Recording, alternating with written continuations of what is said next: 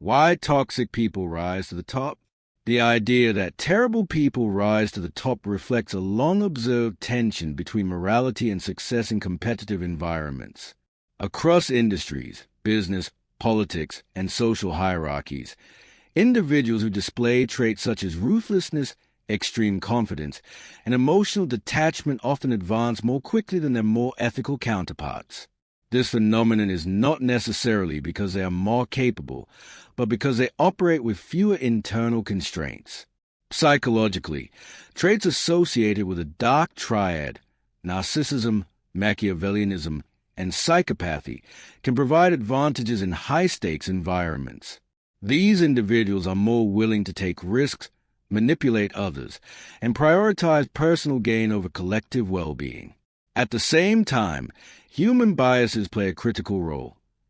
People tend to equate confidence with competence, charisma with trustworthiness, and success with virtue. Structural factors also reinforce this pattern. Many systems reward short-term results, aggressive competition, and visibility rather than integrity or long-term impact. Additionally, social dynamics such as the bystander effect allow unethical behavior to go unchallenged, enabling harmful individuals to consolidate power over time. However, this trend is not inevitable. Awareness, accountability, and better designed systems can counterbalance these dynamics. Understanding why terrible people rise is a first step toward preventing it, both at an individual and societal level. What if I told you the qualities that make someone successful are often the same qualities that make them dangerous? Not kind, not fair, not honest, but ruthless, strategic, unapologetically self-serving. Look around. In politics, in business, even in your workplace. Why does it feel like the worst people so often end up in charge? Today, we're diving into one of the most uncomfortable truths about power. Why terrible people rise to the top, and what that means to the rest of us. The illusion of fairness. We grow up believing in a simple story. Work hard, be kind, play fair, and success will follow. It's comforting. It's hopeful. It's also incomplete. Because the real world doesn't reward goodness consistently. It rewards effectiveness. And sometimes, effectiveness looks like manipulation. Think about it. Promotions don't go to the most ethical person in the room. They go to the person who gets results, commands attention, and takes control. And those traits, they can exist with or without morality. That's where the illusion breaks. The confidence advantage. Terrible people often share one powerful trait, unshakable confidence, not because they are always right, but because they don't doubt themselves. While others hesitate, they act. While others overthink, they decide. And in environments where speed and certainty matter, confidence is mistaken for competence. You've seen it before. The loudest voice in the room becomes a leader. The boldest claim wins the argument, even if it's wrong, because humans are wired to follow certainty. And terrible people know this. Moral handicaps. Here's the uncomfortable truth. Having a conscience can slow you down. If you care about fairness, you hesitate to exploit others. If you value honesty, you avoid bending the truth. If you empathize, you struggle to make decisions that hurt people. Terrible people, they don't have those barriers. They can take credit without guilt, manipulate without remorse, compete without restraint. In a competitive system, that's an advantage, not because it's right, but because it's effective. The system rewards them. It's not just individuals. It's the systems we've built. Corporate environments reward aggressive growth, risk-taking, dominance. Political systems reward charisma over integrity, simplicity over truth, power over principle. Social media rewards outrage over nuance, confidence over accuracy, visibility over value. In these systems, terrible behavior isn't punished. It's amplified. The charisma trap. Terrible people rarely look terrible. They are often Charming, persuasive, magnetic. They know how to tell you what you want to hear. They mirror your beliefs. They validate your emotions. They make you feel seen. And that creates trust, even when it shouldn't. This is called the charisma trap. We confuse confidence with competence, charm with character, power with worth. And by the time we realize the truth, they're already at the top. Fear as a tool. Good leaders inspire. Terrible leaders control. And one of the fastest ways to control people is fear. Fear of losing your job, being excluded, speaking up, standing out. Fear keeps people silent. And silence allows bad behavior to grow unchecked. Because here's the thing. Terrible people don't rise alone. They rise because others don't stop them. The bystander effect. Imagine you see something wrong.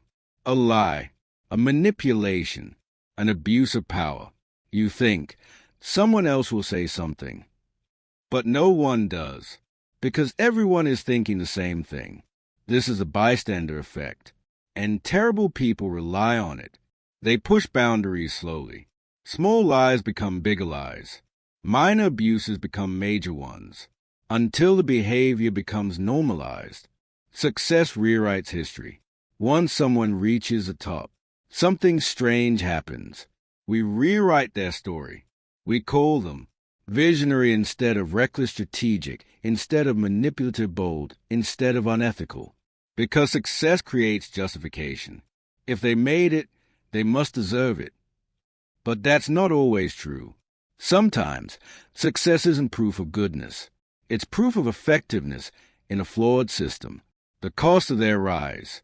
When terrible people rise, others pay the price. Teams become toxic. Trust disappears. Creativity dies. People burn out. Good employees leave. Silence replaces honesty. And over time, the entire system weakens. Because fear and manipulation are not sustainable. They create short-term wins and long-term damage. Why we keep letting it happen. So why does this cycle continue? Because terrible people exploit.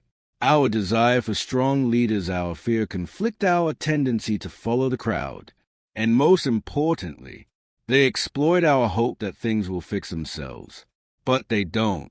Not without resistance. The difference between nice and good. Here's something important. Being nice is not the same as being good. Nice people avoid conflict. Good people confront truth. Nice people stay quiet. Good people speak up. Nice people keep the peace. Good people demand accountability. And in a world where terrible people rise, being nice isn't enough. How to recognize them early. Terrible people leave clues. Look for blame, shifting, lack of accountability, excessive self-promotion, disregard for others, inconsistent honesty. They often take credit for success, avoid responsibility for failure. And over time, the pattern becomes clear. If you're paying attention, why good people struggle. Good people often overthink decisions, seek consensus, prioritize fairness. All admirable traits. But in competitive environments, they can slow you down. That doesn't mean you need to become ruthless, but it does mean you need to become strategic. The balance of power and ethics. The goal isn't to become terrible. It's to understand the game without losing yourself in it. You can be confident without arrogance, be assertive without cruelty, be strategic without manipulation. Power and ethics are not mutually exclusive, but they require awareness. How to push back. If you want to stop terrible people from rising, you need to act. That means speaking up early, supporting others who do, documenting behavior, refusing to normalize toxicity. Silence protects them. Action challenges them. Building better systems. It's not just about individuals. We need systems that reward integrity, accountability, collaboration. That means transparent decision-making, clear consequences for misconduct, valuing long-term impact over short-term gains. Because systems shape behavior. Terrible people rise to the top not because they are better, but because they play the game differently. They take more risks, feel less guilt, act with more certainty, and in the wrong environment. That works. Confidence is often mistaken for competence. People who appear certain and decisive are more likely to be followed, even when they lack true expertise. Learning to evaluate substance over style is crucial. Morality can be a disadvantage in competitive systems. Ethical individuals may hesitate where unethical ones act quickly. Recognizing this dynamic allows you to adapt strategically without compromising your values. Systems shape outcomes. Many environments reward results over integrity. To create meaningful change, it's not enough to focus on individuals. Systems must evolve to value ethical behavior. Charisma can be deceptive. Charming and persuasive individuals are not always trustworthy. Critical thinking and pattern recognition are essential to avoid being misled. Silence enables bad behavior. The bystander effect allows harmful individuals to operate unchecked. Speaking up early can prevent small issues from becoming systemic problems. Success does not equal virtue. Just because someone has achieved power or wealth does not mean they earned it ethically. Avoid equating outcomes with character. Being nice is not enough. Kindness without courage can enable toxic environments. True integrity requires a willingness to confront wrongdoing. Awareness is power. Understanding these dynamics helps you navigate complex social and professional landscapes more effectively. You can be ethical and effective. Success does not require becoming ruthless. It requires combining integrity with confidence, strategy, and assertiveness. Change starts with individuals. While systems matter, collective action begins with personal decisions to question, challenge, and refuse to normalize harmful behavior. But here's the most important question. What kind of system do you want to be part of? One that rewards power at any cost, or one that values strength with integrity?